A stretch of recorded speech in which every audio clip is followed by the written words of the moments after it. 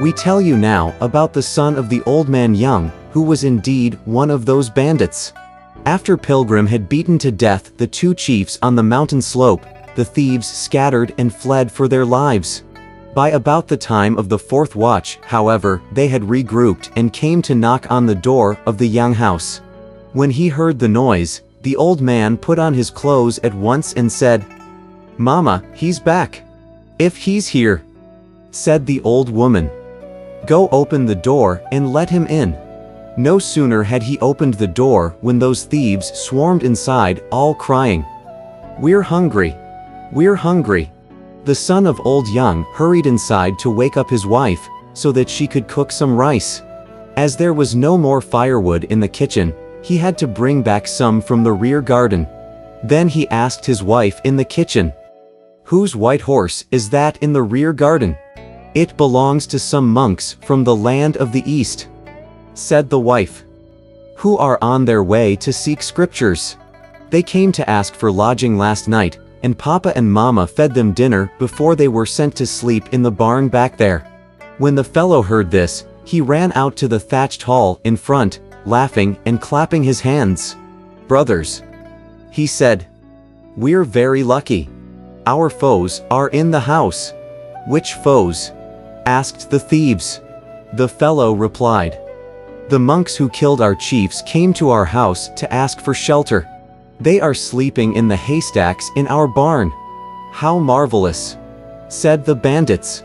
"Let's catch these bald asses, and we'll chop each of them into minced meat. For one thing, we'll get the luggage and the horse. For another, we'll avenge our leaders." "Don't be hasty," said the fellow. "All of you should sharpen your knives right now. Wait until the rice is cooked. After we have a full meal, we can attack them together." The thieves indeed went to sharpen their knives and spears. When the old man heard them talking like that, however, he went quietly to the rear garden and woke up the Tang monk and his 3 disciples.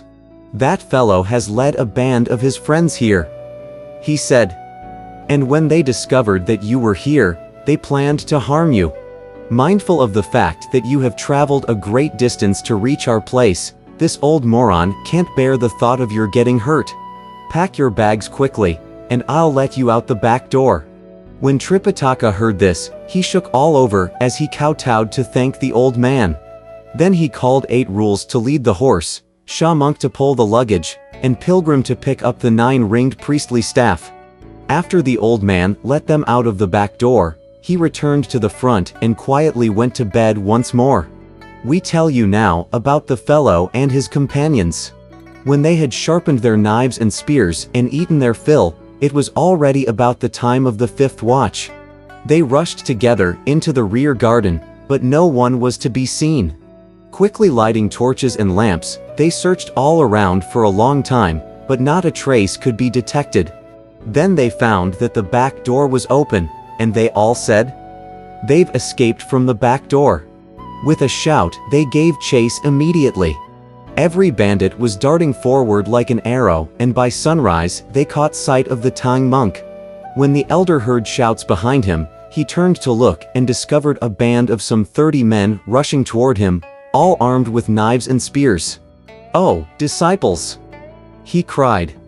"The brigand troops are catching up with us. What shall we do?" "Relax, relax," said Pilgrim. "Old Monkey will go finish them off." "Wukong?" said Tripitaka as he stopped his horse. "You must not hurt these people. Just frighten them away." Unwilling, of course, to listen to his master, Pilgrim turned quickly to face his pursuers, saying, "Where are you going, sirs? You nasty baldy!" cried the thieves.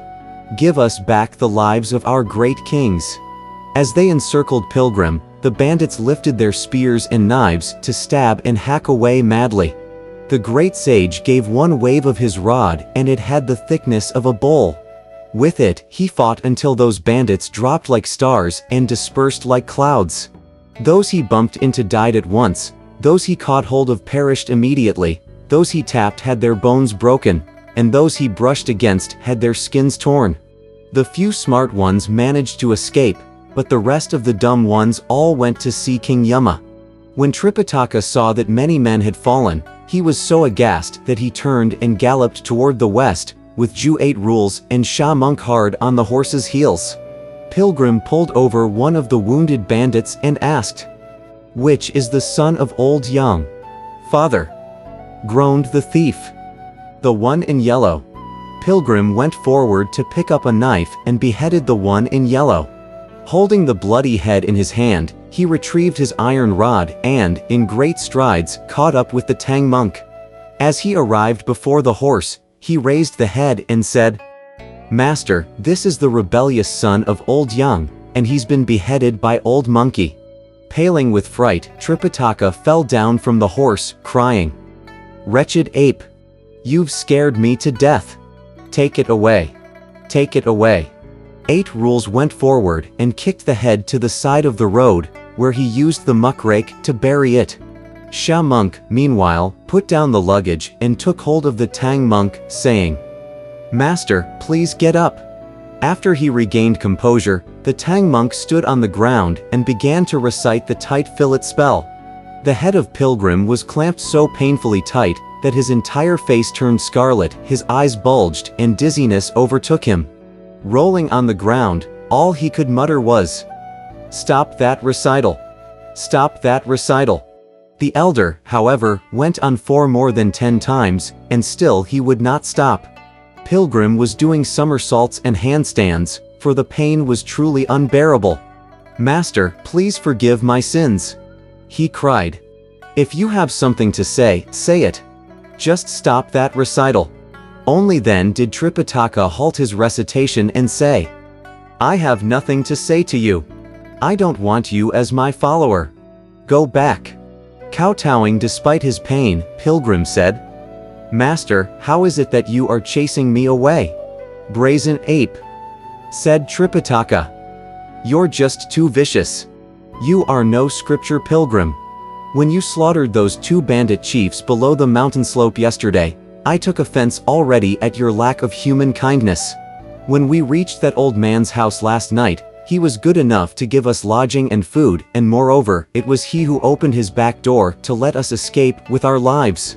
Though his son is no good, he has not done anything to us to deserve this kind of execution. As if that's not enough, you have taken so many lives that you have practically destroyed the sentiment of peace in this world. I have tried to admonish you so many times, but there's not a single thought of kindness in you. Why should I keep you? Be gone, quickly. Or I will start reciting the magic words once more." "Stop it! Stop it!" cried a horrified Pilgrim. "I'm going." He said he would go, and immediately he vanished without a trace by his cloud somersault. Alas, thus it is that elixir will not ripen with a violent mind. When spirit's unstable, the way's hard to find. We don't know to which direction the great sage rushed off. Let's listen to the explanation in the next chapter.